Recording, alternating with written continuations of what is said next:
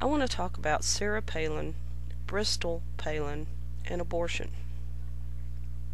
A lot of people in the United States gave Sarah Palin and Bristol hell for trig and for the fact that Bristol got pregnant out of wedlock.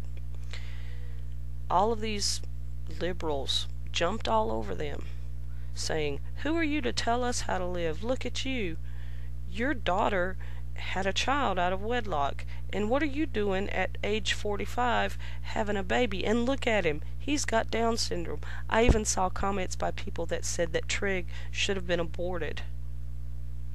Let me tell you something. If trig had been aborted, and if Bristol had had an abortion, you people, you hateful, hateful people, would not have ever known that Bristol was pregnant.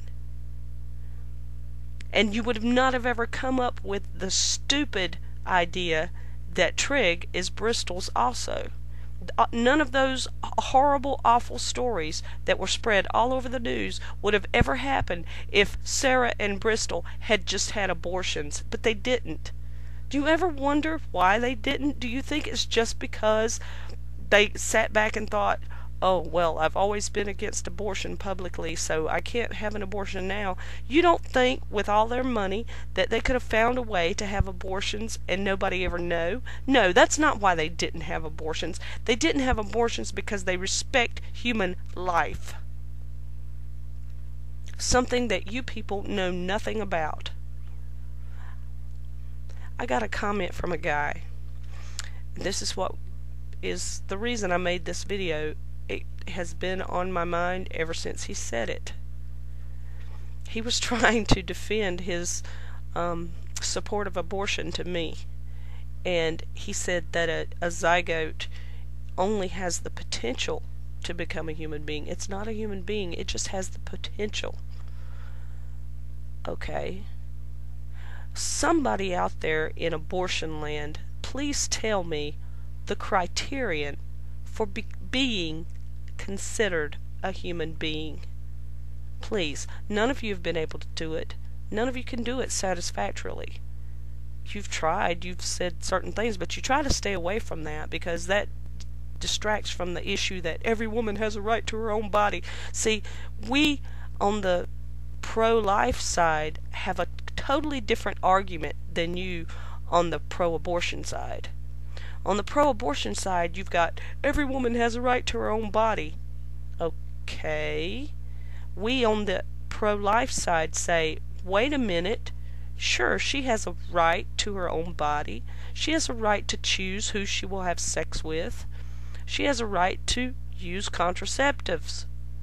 But once she gets pregnant, she's not talking about just her life anymore. She's not talking about just her body anymore. Because there's a baby in there, a human baby. And it has rights too.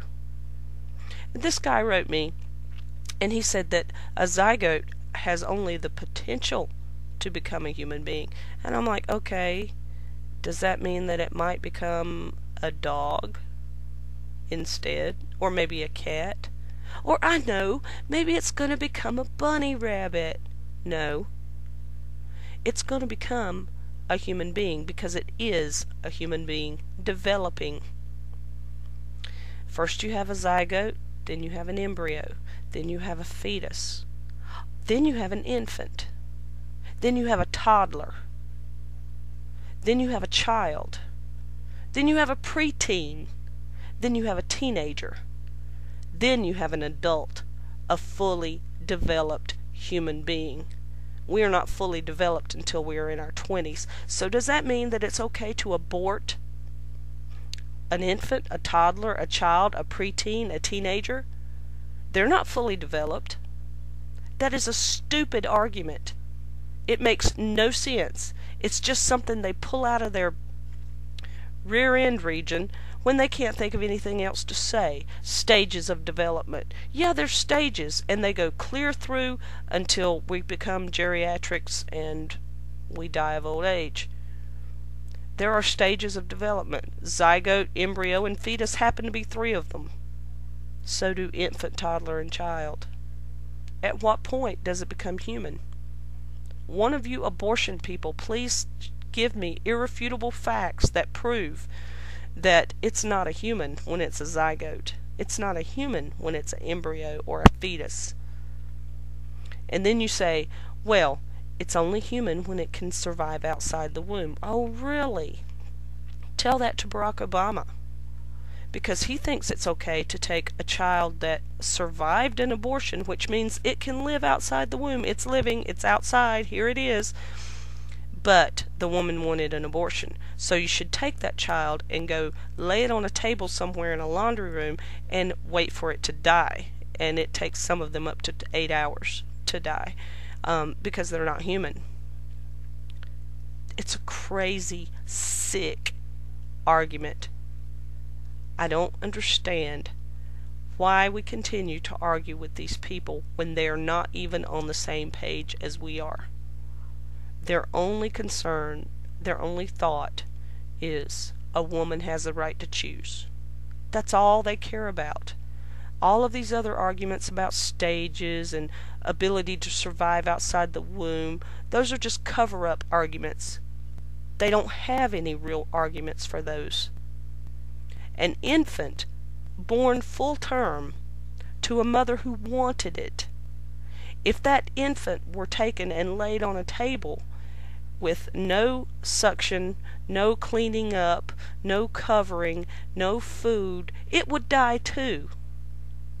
If a toddler was left alone in a playpen, say for 3 days, 4 days, 5 days, it could die laying there in that playpen, not being fed, not being changed, not being taken care of.